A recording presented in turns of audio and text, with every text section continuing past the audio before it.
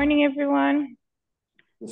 I wanted to start first by asking you to picture a scenario with me.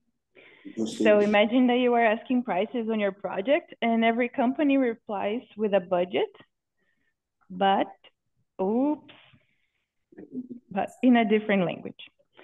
We have English, Chinese, Italian, French, and you could translate it and summarize it, but a lot of the data could get lost or mistakenly understood in the translation. And also, apart from the different languages, imagine that they use... So yeah, that's a problem that many companies in the industry have to go through, especially when the rules of measurement are not considering BIM in their development. So I'm Laura and I'm here to try to contribute to this issue, specifically here in Portugal, by presenting my thesis on the revision of the Portuguese rules of measurement towards a standardized BIM-based industry. We're gonna go quickly over these 5 topics, starting by the literature review, industry interviews, case studies, proposed guidelines, and conclusion. The main concept of this dissertation is the rules of measurement when applied to BIM data will support quantity takeoff. Starting by the quantity takeoff, there are 3 methods of quantification. The first one is Almeida, which all the data comes from the modeled elements. The derived method, which not all elements are modeled, but the quantities of them will be derived from other elements. And the manual one, which the quantified elements are in the model. These quantities are usually organized in, oh, sorry guys, my mouse is very sensitive here. These quantities are organized in the format of a bill of quantities and usually in a logical structure as a WBS, which is the work breakdown structure. However, to better organize this information that will support the quantity takeoff, the models need to be prepared according to this model use. So before developing the models, the information requirements need to be defined, preferably on the EIR, and with the level of information need for quantity takeoff, specifying if these rules of measurement need to be followed on the project and which rules are that. And to assure that the model will provide the accurate information, the quality assurance and quality control, which are these QA/QC symbols here, these practices need to be applied before extracting the model information. And considering the importance of the quantity takeoff process on the construction estimation, the establishment of these rules of measurement become important to accurately quantify the projects, right? So some of the example of the existing rules and references here, internationally we have the NRM, which is a British standard, and in Portugal, which is our country of study, we don't have official national rules of measurement. However, their industry supports on the guidelines provided by an organization called LINEC, which their guidelines are called, in Portuguese, Curso sobre Regras de Medição na Construção, which is this acronym here, CSRMC. Let me see if I can point it out here. Which is a very hard acronym to say 20 times in the presentation, so I'm gonna refer to it as the Portuguese Rules of Measurement. And there are many studies that report these difficulties of aligning the BIM with rules of measurement today, because most of the software don't have any kind of integration, authoring and quantification software, they don't have any kind of integration with these rules, which can lead into inconsistencies on the quantity takeoff processes. So in order to identify how the companies deal with these difficulties of aligning the BIM with the rules of measurement, it is essential to assess the industry themselves, the industry itself, in order to obtain their real experiences. And in order to do that, we performed 15 interviews with important companies here in the industry of Portugal, in order to understand their challenges and how they face these issues.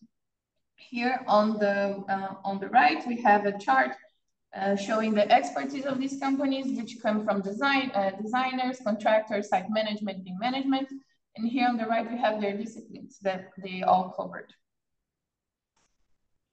The interviews covered two main topics, starting by general topics and discipline, and the other one was discipline. I'm gonna go over them in detail.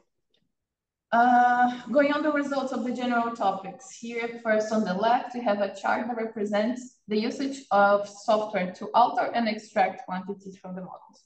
Revit is by far the most used one among the companies that we interviewed.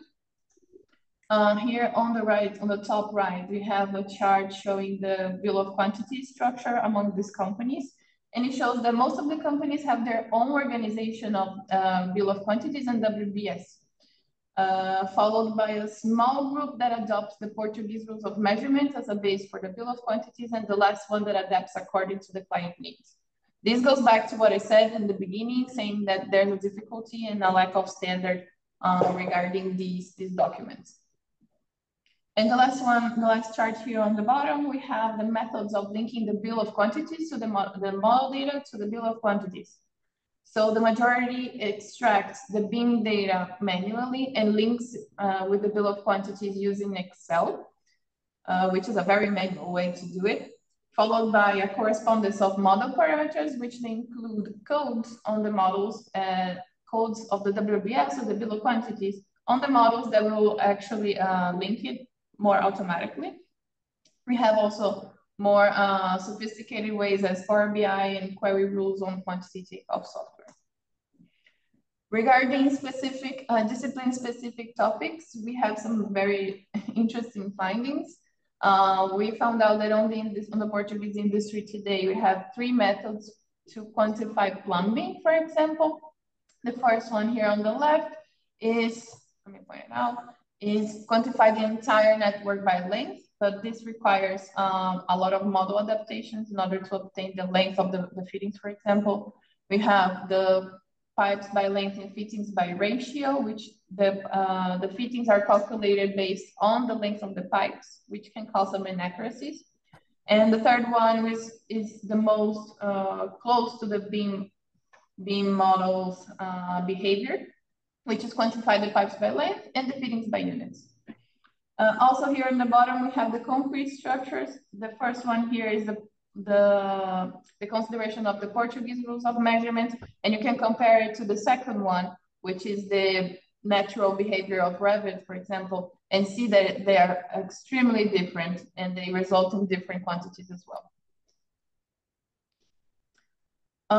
We found some very sophisticated methods for formwork. Formwork is mostly quantified in a derived way, which is use the structural elements, the concrete structural elements in order to obtain the areas of the formwork. Here we have each one of them in colorful faces. We have each one of the faces that are being considered or discounted based on the intersection of structural elements. Also, for HVAC, we found out that the unit used to quantify the HVAC ducts vary according to the duct shape. For example, this one, the rectangular ones are quantified in area and the round ones are quantified in length. So imagine how tricky this is how tricky to summarize all this information. So in order to get the first-hand experience on all these challenges and to assess the compatibility of the Portuguese rules of measurement with BIM, I performed 2 case studies. The first one, which is the project of this house, is regarding architecture, concrete structures, and reinforcement. They have extremely detailed models on architecture and reinforcement, as you can see here. And secondly, we have MEP regarding a 6-story building that had more complex layout than the house. So that's why we had 2 separate models to quantify to do this case study. The next step was perform the quantity takeoff process, which started by assessing the Portuguese rules of measurement and developing a WBS structure based on that. Then followed by the quantification and navisworks. So here we have an example of a beam being quantified using the code. So the code was in the models and on the bill of quantities, so we can link it more automatically. And after the B model was quantified, we need to quantify it into D, using the Portuguese rules of measurement in order to compare these quantities and find out the differences. Regarding concrete, we found that individually, the elements present a lot of differences, as you can see here. So the rules ask for this, and our models provide this naturally. So, and here on the top as well, you can see the difference. So usually the designers need to adapt the model in a lot of different ways in order to model first using this consideration and then alter the entire model to perform this other kind of joint here. So individually, there are a lot of differences, but when we summarize the volume of the structure, the entire volume, it didn't really change. It presented only a 1% variation. Secondly, we have concrete rebars. When we compare the modeling of concrete rebars to other disciplines, it is still in a low adoption level among the companies that we interviewed here in Portugal. But when we do, it offers significant advantages. And one of these advantages is the precision of the quantities. And here we can see that when we compare the 2D with the model quantities, we have only 2% variation over them. Regarding plumbing, as I said, there are a lot of different methods to quantify plumbing, and here we assess two of them. The first one is to quantify the entire length of the network. As I said before, the fittings don't report length, so we need to adapt them in order to do that. However, when we calculate the entire length of the model with the Portuguese rules, we only have 2% variation, which is pretty low. And the secondly, which it calculates the ratio, as I said, it's calculating the entire length of the network, but dividing it only by the length of the fittings in order to understand how much the fittings impact on the entire length of the network. And it represented 20%, which is exactly one of the results of the interview. So our case study validated the data from the interviews as well. With all that information, this thesis presented strategies of quantification methods assessed in the interviews, while accommodating all this range of options, because none of these options are wrong. They're just applied into different scenarios. So we had two different guidelines. The first one is regarding processes, which take into account first, what are the preferred quantification methods here? As I said, there are a lot of options, so we need to choose which ones the projects are gonna rely on. Also, the EIR and the BEP need to take into account and indicate which are the rules of measurement that are gonna be followed, if there are any, which are the identification parameters that are gonna use on the model, if it's a project custom or if it's a WBS code or something regarding that. And what are the quantification takeoff best practices to be applied on this project. And taking into a more practical note, we have the alteration of the Portuguese rules of measurement, the proposed alterations actually. Here we have a list of the entire chapters, which are 25. And in light blue, we have the chapters that were complemented, and in dark blue, the chapters that are altered based on BIM. And here we have some examples of these alterations or suggestions. The concrete structure, as I said, had very different approaches. Architecture, we have some guidelines here in order to have more accuracy on the materials. Electrical systems and plumbing also taking into account what we found on the interviews.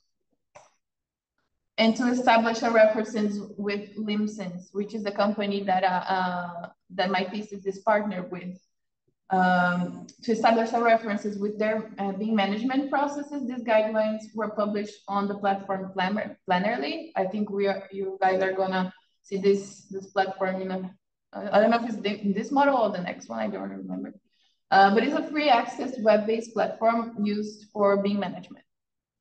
And this is where Limsense hosts all the BEP of the project, which makes sense to include these rules as well on this platform in order to have a better collaboration.